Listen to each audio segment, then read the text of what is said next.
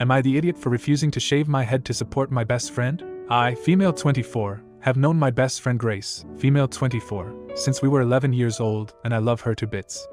We've been each other's rocks throughout all our hard times, so obviously I was devastated for her when she was diagnosed with ovarian cancer a few weeks ago. Thankfully her prognosis is optimistic, but she needs surgery and is about to begin chemo. I cried a lot when I first heard about her diagnosis, but Grace is one of those people who uses humor to cope in hard times, and she's been powering through it with her head held high. She's honestly my hero. We have a group of good mutual friends we've known since school, and yesterday they invited me to a video call without Grace. One of our friends told us about an idea she had that we should all shave our heads in support of Grace since she's going to lose her hair and make a video to put on Instagram and Facebook and the like. Everyone else looked a bit horrified when I firmly said I wouldn't be doing that. I never had long hair my entire childhood as it's very thick and my mum didn't want to deal with it, and after having short hair as a teenager I decided to grow it out. I haven't had a proper haircut since I was 17 and now it's almost long enough that I can sit on it, so I'm not keen to shave it off and start again. As someone who has lost close relatives to cancer, I also feel really uncomfortable with people who shave their heads in support, as to me it just seems like performative activism to get attention on social media. My friends all went off at me about how I'm selfish and have no empathy for Grace and what she's going through, but I don't think that you should have to put yourself through someone else's struggle in order to support them. I left the call and woke up this morning to a tidal wave of messages from other friends and family asking me why I was so nasty to my friends when they just wanted to help. I don't think it's made it through to Grace yet. The head shaving is meant to be a surprise, and if it has, she hasn't talked to me about it. At this point I'm questioning if I'm really being selfish and horrible because I adore Grace with all my heart, but I really don't want to lose my hair as well. Now for comments before the update. You're the idiot. You are being so selfish and insensitive. Your friend is going through a tough time and all she needs is support from her loved ones. If shaving your head can make her feel a little better, then why not do it? You're making her battle all about you and your hair.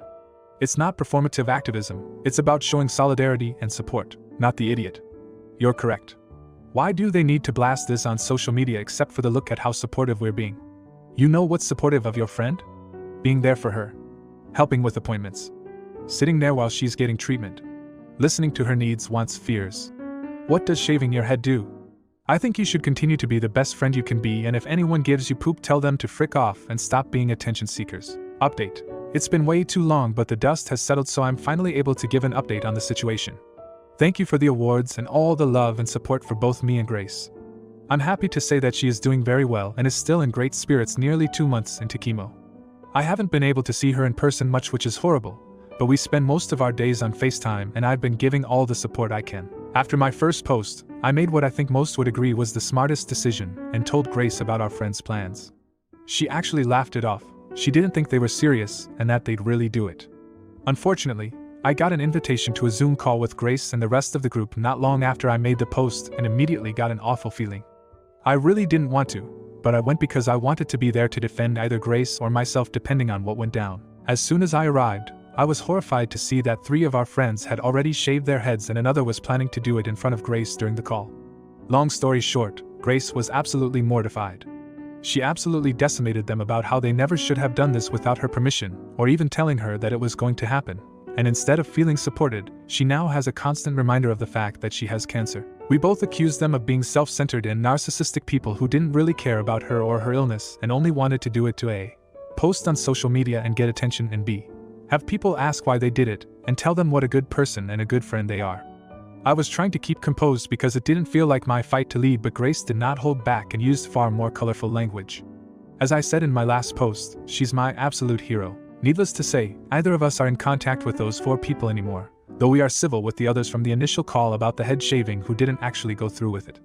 Both Grace and I are very happy that I decided to tell her beforehand, so it wasn't as much of a shock when it happened, and she's glad she doesn't have to endure what would likely have been a lot of mock support from our ex-friends throughout her cancer journey. And for some extra satisfaction for everyone who was as mad about the situation as I was, although Grace says it has thinned, as of right now she hasn't lost any hair, not the idiot.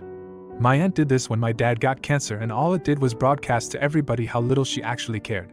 His chemo drugs wouldn't cause hair loss, and he was so excited about it that it was the first thing he'd tell anyone who visited or called him for 2 months leading up to the chemo starting, not the idiot. Good for Grace. They deserved it. I can just imagine the pure shame they hopefully feel now when someone asks about their hair. The only way they would be okay is if they were supporting a child they see multiple times a week, if not daily, who is self-conscious about being bald from chemo to make them feel like they are not alone. Now for the next story. Would I be an idiot for telling my friends that they need to start helping or get out? I, 26, female, and my husband, 28, male, just bought a house this past summer. We're pretty excited, but getting to enjoy it alone was pretty short-lived, as my best friend, at 25, we can call her Nell, lost her job due to COVID and needed somewhere to live. She's been there for me and has let me in when I needed somewhere to live when we were teenagers. My husband and I immediately gave up our biggest room for her, and she's been living here rent-free for a few months while she hunts. I've been helping her, but jobs are difficult to come by right now. My two other friends, Snow F 26 and Luke, 26, male, are out of their home right now as their house is unsafe to live in. They now occupy our other room, also not paying rent because they need their money to make their homes safe again. I am 5 months pregnant and I work from home. My friends eat our food, dirty our dishes, etc., and don't lift a finger. They've all done dishes once since being here, and they buy food and board it in their rooms and don't share but eat ours. They are so messy for grown adults. They leave bottles, wrappers, dirty pots and pans all over the place, as well as letting food go moldy on plates, etc. My husband is at his wit's end with it because I do all of the cleaning minus what he does, but he works long hours. I'm heartbroken that my friends are treating us this way, but I'm scared to bring it up because they have nowhere else to go and it's winter time. My husband is ready to ask for rent, plus backdated rent and a chore list, and compares them to having children, saying it's good practice when our daughter comes soon. Would I be the idiot for telling them they have to contribute or leave? TL.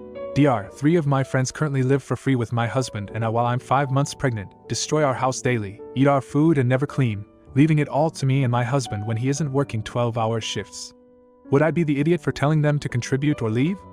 Edit. I just want to add, it wouldn't be a pay up now or leave today. I'm hoping to have a nice conversation with them and listen to everyone and how they feel. Then see what they decide and give them a few weeks to find a stable place to stay if they don't want to change. Edit 2. Just a small update. I wanted to let everyone know that though the conversation hasn't been had, I broke down crying to Nell last night and just laid it all out, and she looked absolutely mortified. She started to cry and apologized profusely, saying she's never even noticed how messy they all are because I keep on top of it so well. She told me she's landed a secure position and intends on paying rent immediately once her payments start coming in.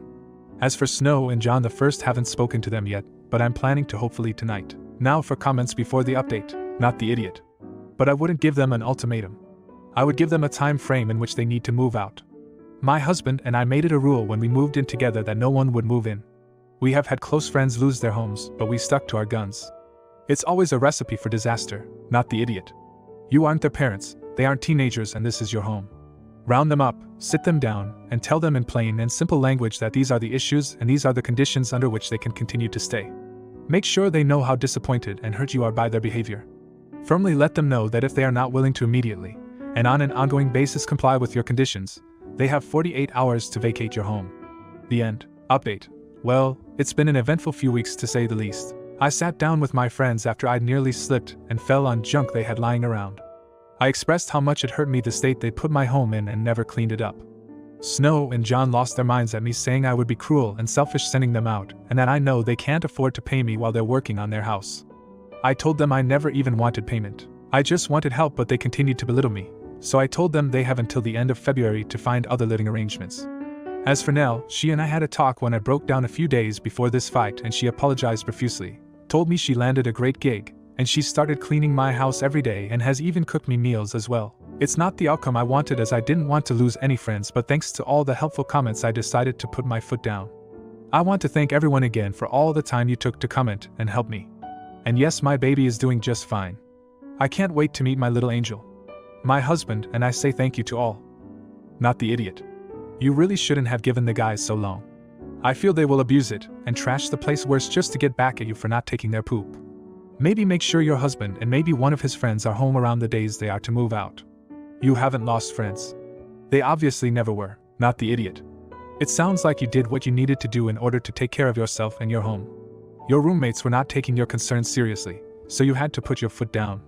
They may not be happy with the outcome, but they will eventually come around. Congratulations on your new baby. Now for the next story. Am I the idiot for refusing to see my dad even though he is really sick? I am 2 years older than my brother. When I was about to go to college, they said they didn't have the money, and it massively fricked up my plans because they have a high income, so I can't get aid and scholarships. I moved out. I started working because I want to save up before going to college. I started college the same year as my brother did. I always assumed my brother was loading up on debt by going to a really expensive private school. I saw a story he posted bragging about having his schooling paid by our parents. I texted him, and he said he was just bragging online, but I asked Mom, and she is not a good liar, and she fessed up that they were paying for it. It still makes me really freaking angry. I have better grades, I have a better application, but all of that doesn't matter. Nothing I ever do freaking matters. I have not visited home since that day. I worked so freaking hard for my grades. I just don't understand why they don't care. I did all the right things and they still care more about my brother. My dad is sick. He has cancer. It is pretty bad. My mom is begging me to come back and see him. He is upset too. My brother called me and yelled at me for being a horrible daughter who is a greedy bee.